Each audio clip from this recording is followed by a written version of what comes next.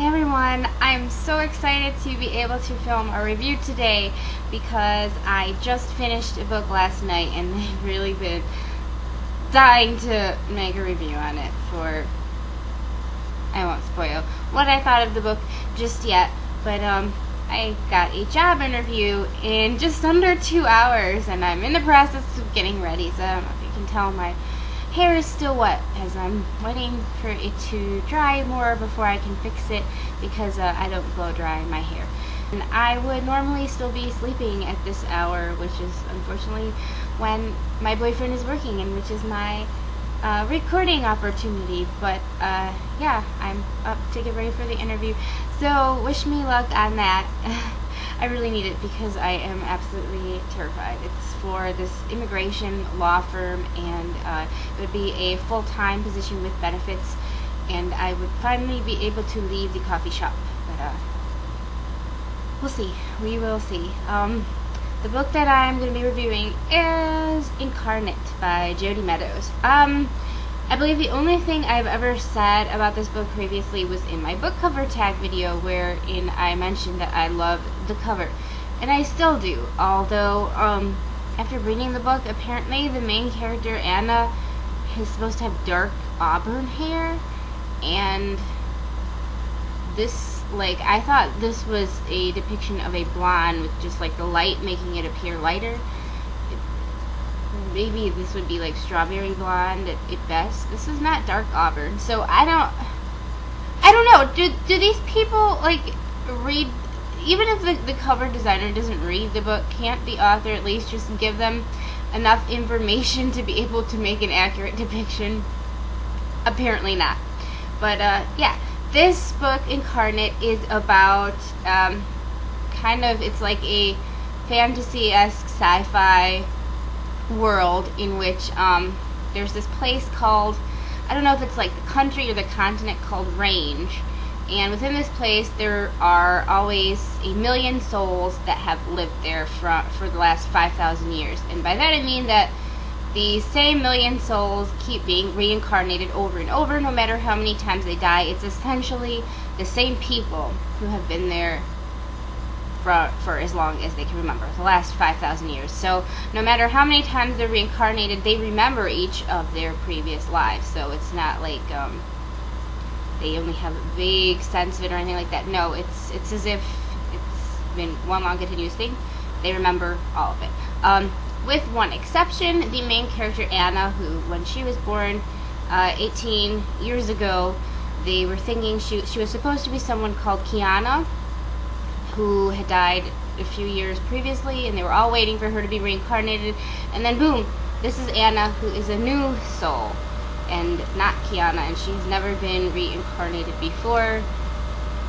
She is totally new. Her father apparently left her mother and her because he couldn't deal with the shame or anything, and her mother only reluctantly raised her, and she called her daughter, instead of new soul, she called her daughter a no soul, saying she doesn't even have a soul, she's just nothing and worthless. And so on her 18th birthday, Anna is finally able to leave and she wants to go to the main city of Heart to learn answers and possibly find out where her soul came from. And along the way she meets this guy named Sam, who in his current form is her age and even has the same birthday as her, and obviously they're friends and fall in love. Surprise, surprise. Okay, so Incarnate, I was thinking it sounded like really amazing, and just I had never heard of anything similar to this concept before. I thought it sounded very original, kind of like blend of sci-fi, fantasy, a little bit of a dystopian given this world and how they treat her, but not really once I read it. And what I expected was what it should have been. The concept was amazing. What I got was dull as dishwater. This book was so boring. I gave it a 2 out of 5, which really that is for the premise alone because it sounded really, really cool and intriguing, and it was just none of those things.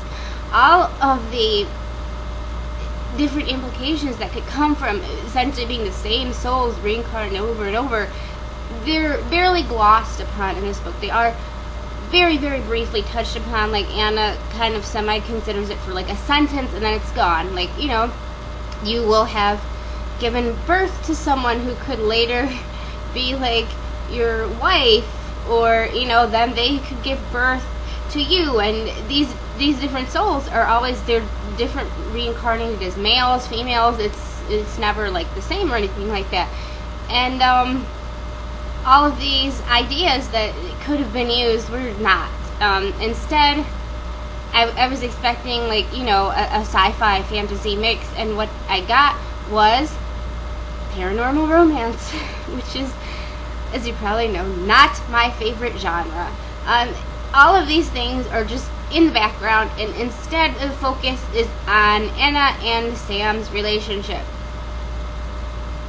Yeah, I'm not into romance being the main focus of a book. That's why I'm not into paranormal, and that is what this book was. It's like he's a musician, and Anna loves music, so it's him, you know, playing piano and writing songs for her, and I think she was learning piano, and obviously she does do studying and try to learn about her history and all that, but the romance was like the number one focus in this book, so that is what you should expect when reading it. The world, which range, and, you know, the City of Heart, which is, again, it's a fascinating concept.